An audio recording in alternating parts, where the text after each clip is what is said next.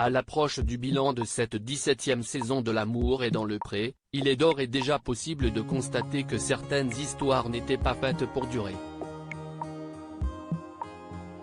Si est notamment le cas du côté de chez Noémie.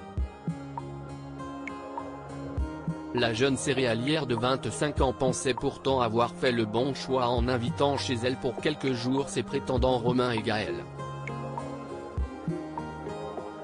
Malheureusement, rien n'est allé comme elle l'aurait voulu. Si est d'abord avec Romain que Noémie s'est rendu compte qu'aucun sentiment pour lui ne se développerait. Elle avait alors rapidement pris la décision de les conduire. Vis-à-vis de Gaël en revanche, la belle blonde semblait mordue.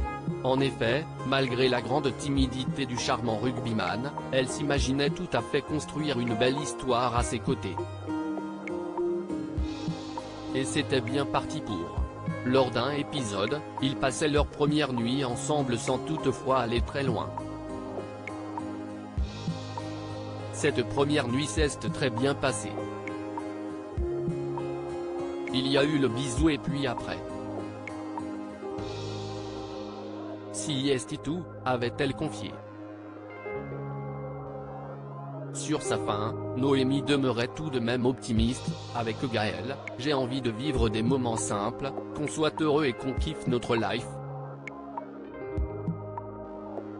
Mais 3 semaines plus tard, le très jeune couple annonçait sa séparation à Karine Le Marchand.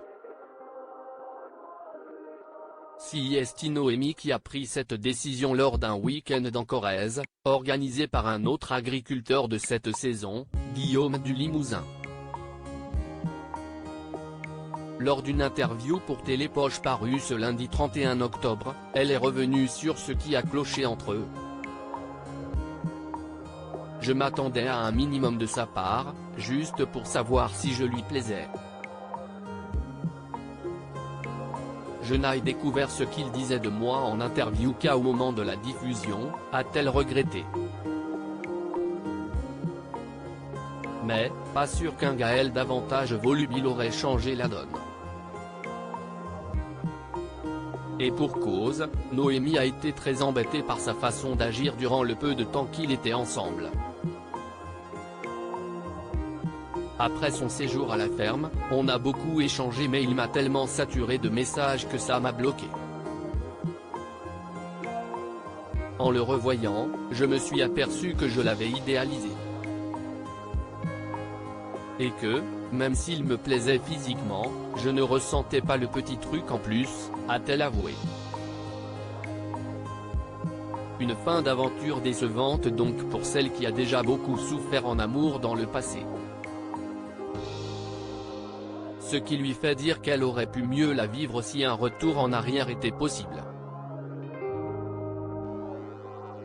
Je m'exprimerai un peu plus. Je changerai aussi cette idée fausse que si est au mec de faire le premier pas. Et je m'attacherai moins au physique.